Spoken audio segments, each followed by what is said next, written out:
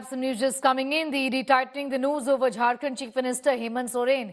ED heat has intensified on Hemant Soren in connection with a money laundering case linked to an alleged land scam. After over 41 hours of going missing, Soren has now surfaced in Ranchi and was seen paying homage to Bapu. Soren also chaired a key meeting of the JAM where his wife Kalpana Soren was present. ED sources say there is compelling proof against Soren in 3 scams linked to lands, coal and mining. So sources also tell us that multiple accused have named Soren during the grilling. Pictures on your screen right now are from a press conference right now that the JAM is going to be holding any moment now. In fact, to tell our viewers that ED sources are indicating that there is also proof of Benami assets using scam money as per the ED. Soren is most likely to get arrested because he skipped multiple summons, not cooperating in the investigations is what we hear. ED also seized 2 BMW cars allegedly belonging to Soren from his Delhi residence along with some documents and money to the tune of 36 lakh rupees.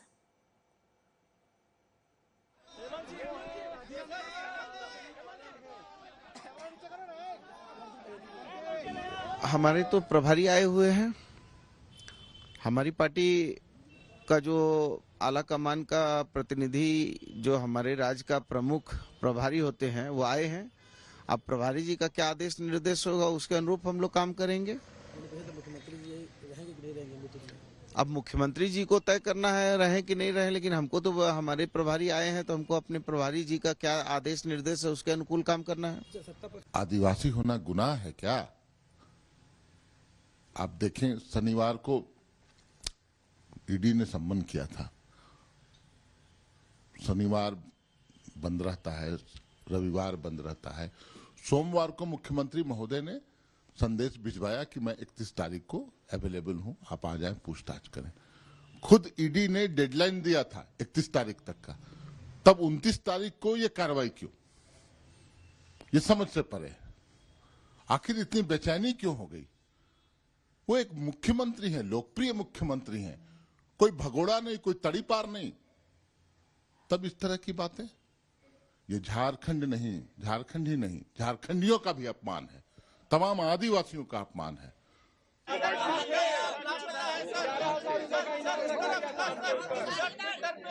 आपके दिल में थे, फिर क्या दिक्कत है? CM Delhi गए थे, दिल्ली में, और 31 तारीख को तो 1 बजे उनको बुलाया ही गया। जब आप ही ने कहा था कि आप 29 से 31 के बीच में, तो हम तो तैयार हैं 31 को। आपने पूछा था कि स्थान बताइएगा, समय बताइएगा। पिछले बार भी आपने पूछा था, इस बार भी आपको बताया गया कि स्थान कांके रोड में आवास होगा और समय अपराह्न 1 बजे होगा। तो ये तरह तरह के भ्रम आखिर कौन उत्पन्न करवा रहा है? ये सारी एक कवायद चल रही है सुनियोजित षड्यंत्र की तरफ कि कैसे इस सरकार को डिस्टर्ब करना है, जो सरकार अंतिम व्यक्ति तक को लाभ पहुंचाना चाहती है। बापू हम शर्मिंदा है, तेरे कातिल जिंदा है। बापू को कत्ल करने वाले लोग, बापू के सपने के भारत के संविधान को खत्म करने वाले लोग आज भी समाज में हैं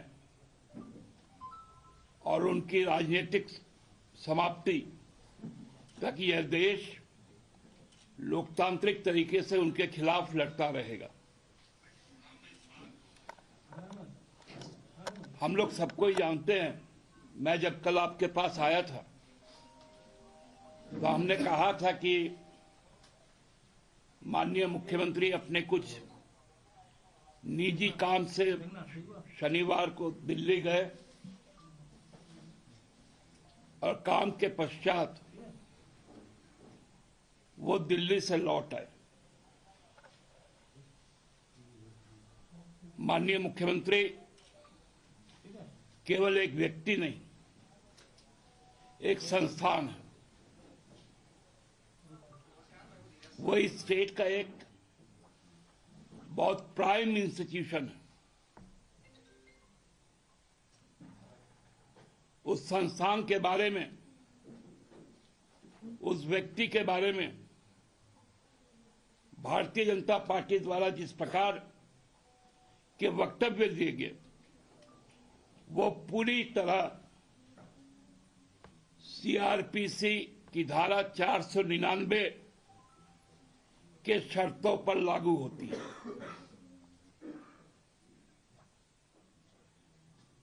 सीआरपीसी 499 जिसमें मानहानि की बात की गई, वो एक संयुक्त अक्षर है। मान और हानि। मान मतलब सम्मान, हानि मतलब उस सम्मान के प्रति अपशब्द कहना, अपमान करना।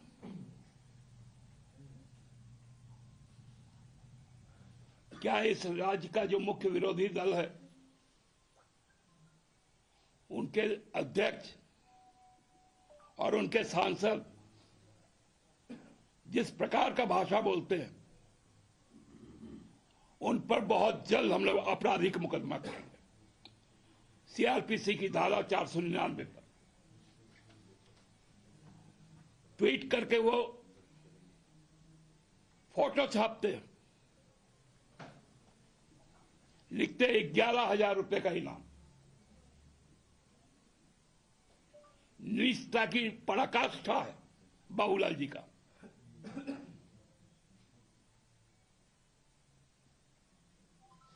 ये कहां जाते थे? कभी किसी को बताया इन्होंने? कहां लापता हो गया? भाषा भी नहीं मालूम आपको? मैं तो अपनी पार्टी की ओर से 11 लाख तक खर्चा करूंगा। जो मनोचिकित्सक बाबूलाल जी को, उनके दिमाग की हालत को ठीक कर दे, पार्टी 11 लाख रुपए उसमें खर्चा करेगी।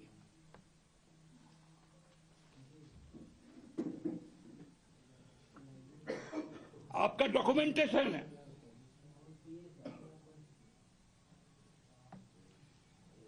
क्या करवा रहे हैं अपने लोगों से?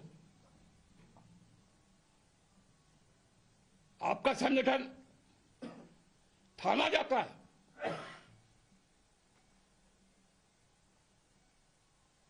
अरे शर्म करो भारतीय जनता पार्टी के लोग।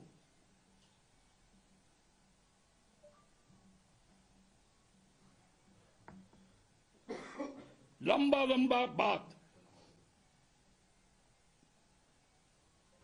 जब माननीय मुख्यमंत्री कल ईडी को बुलाए 31 को, तो किसके आदेश पे ईडी? समय के पहले माननीय मुख्यमंत्री के दिल्ली के सरकारी निवास में पहुंचते हैं।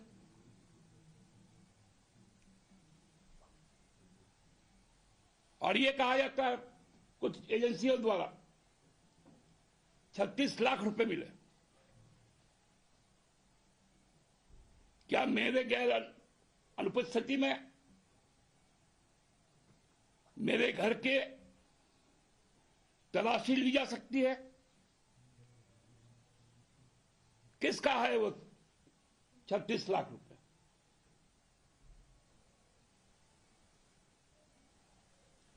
क्या वो ईडी के द्वारा या बाबूलाल जी के द्वारा वो प्लांट नहीं किया गया?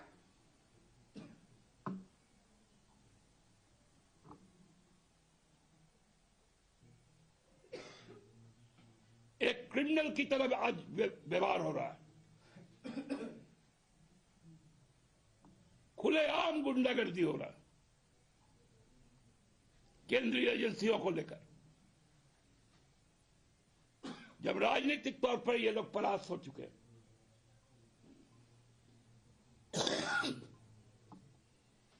मैं तो बहुत साफ शब्दों में कह देना चाहता हूं कि हेमंत सोरेन ना तो हिम्मत बिस्व शर्मा है, ना तो अजित पवार है, और ना ही नीतीश कुमार है।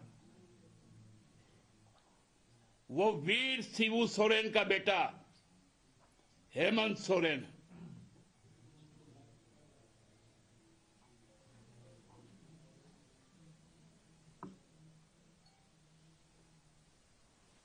राजभवन जिस प्रकार से बात कर रहा है, कौन सा पैनिक आप उत्पन्न करना चाहते हैं?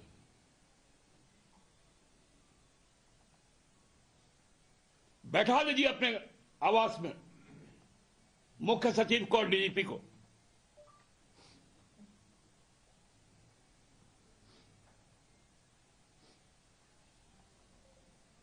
गृह मंत्रालय पूछता है,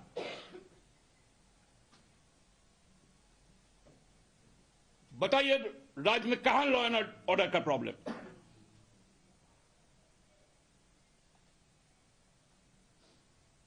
इन केन प्रकार ये राजनीतिक दुष्टों का टोली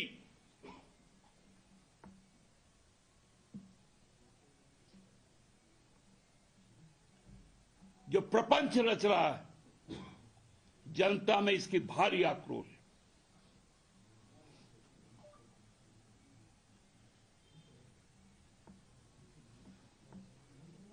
केवल और केवल मुख्यमंत्री को जब किसी भी तरह से रोक नहीं पा रहे, एक तो कहता प्रकट हुए, कोई बोलता लापता थे। तुम्हारा राशन पानी बंद हो गया था क्या? और क्या मुख्यमंत्री को भाजपा के इस प्रदेश कार्यालय में जाकर बायोमेट्रिक देना पड़ेगा? 40 घंटा, मतलब जब कोई शयन कक्ष में हो, प्रसाधन में हो, डाइनिंग हॉल में हो, नहा रहा हो, वो भी घंटा।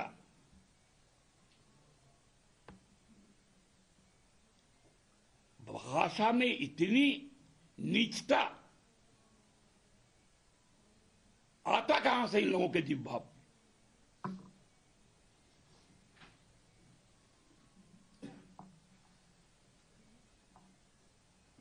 हमको तो लगता है कि अब तो उपयुक्त समय है 2024, जब हम लोग ऐसे लोगों को समाज से चिन्हित करके उनको आइसोलेट करें। धन्यवाद।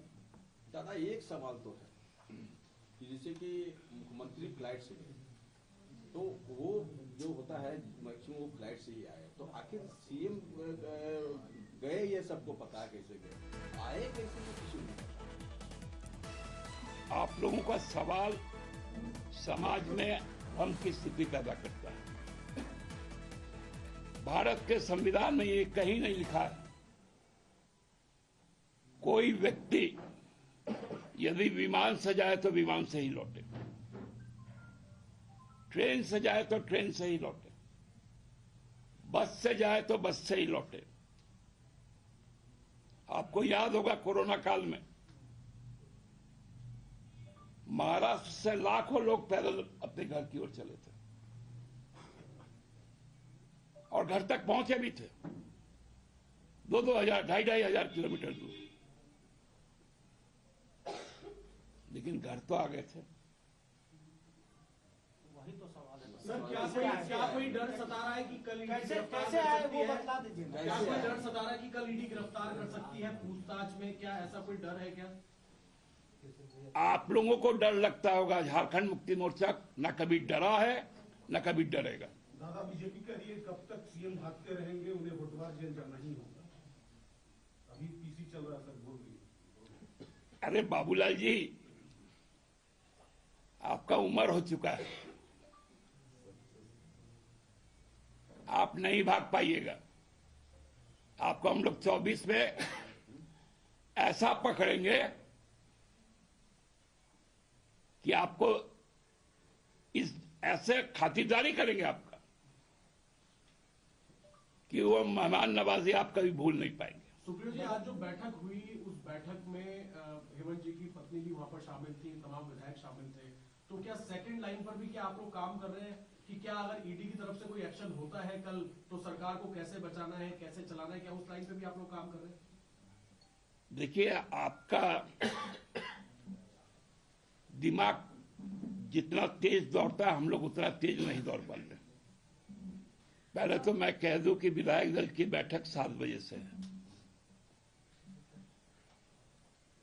एक अनौपचारिक सबको एकत्रित किया गया था ताकि सभी नेतागण विधायकगण एक साथ जाकर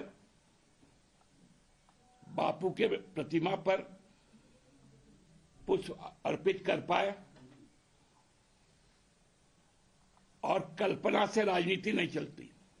दादा, वर्तमान राजनीतिक हालात में आपकी विधायक सीता सोरेन दिल्ली में है, क्या पार्टी को इसकी जानकारी है? पार्टी को बहुत अच्छे से जानकारी है। सीता सोरेन जी भी दिल्ली में है, हमारे एक विधायक रामदास सोरेन जी भी इलाजरत है अपोलो में दिल्ली में। दादा, बाबूलाल जी ने कहा है कि मैं जेएमएम के मुकदमा के लिए भारतीय जनता पार्टी तैयार है। आप जो कह रहे हैं मुकदमा करेंगे उस पर, निश्चित तौर पे उनको तैयार रहना चाहिए। राजभवन आप डीजीपी गए, होम सेक्रेटरी गए, चीफ सेक्रेटरी गए, और वो लॉ एंड ऑर्डर के साथ साथ सीएम की भी जानकारी लेकर दिख रहे थे जैसा जानकर। क्या राजभवन ने डायरेक्ट सीएमओ से कुछ पूछा या जानकारी दी, उनकी जो चिंता मुख्यमंत्री को लेकर थी या लॉ एंड ऑर्डर को, तो सीएमओ से संपर्क साधने की कोशिश हुई है राजभवन से? देखिए, अब राजभवन क्या क्या करता है हमको तो बताता नहीं, और सीएमओ क्या क्या करता है ये भी हमको नहीं मालूम। दादा, क्या भाजपा हेमंत सोरेन को अपनी ओर आने का न्योता दिया था? कौन बोल दिया आपको? चावल आप ही बांट रहे थे का? दादा, ये वाला एक सरल सवाल ही वो शुरू में ही किया था कि जैसे हेमंत जी आज आए, कल आए, कैसे आए, ये राज्य की जनता जानना चाहती है। मैं तो कल ही आपको कह चुका था। आपने कहा था कि वो आ जाएंगे, मेरे आ गए, सवाल समाप्त वही हो जाता है। तो क्या पैदल आए? जैसे कोरोना काल में पैदल सब आया, वैसे पैदल आए? हम लोग बचपन में ना हामागुड़ी देते थे, मतलब हाथ और घुटने के बल चलते थे, वैसे ही आए। ठीक है सर, एक लास्ट क्वेश्चन। निशिकांत दुबे ने ये ट्वीट किया है कि आपके जो 2 विधायक मिसिंग है वो इसलिए मिसिंग है क्योंकि वो इनकार कर रहे हैं कल्पना सोरेन को एक ऑल्टरनेटिव के तौर पे मानने के लिए। निशिकांत दुबे जी को बोलिए वो ट्वीट करते रहे, उनको रिट्वीट हम लोग लोकसभा के इलेक्शन में कर देंगे। अच्छा, इससे अलग एक सवाल है कि जेएसएससी सीजीएल को लेकर जो आंदोलन हुआ, क्योंकि मुख्यमंत्री नहीं थे, सब यही जानते, क्या उनसे भी ये बात पूछी है कि मुख्यमंत्री किसी बात से भी अनभिज्ञ नहीं है। आप लोग क्या डिमांड करेंगे? वो हम लोग सोच रहे हैं, उसके कारणों की जांच करें।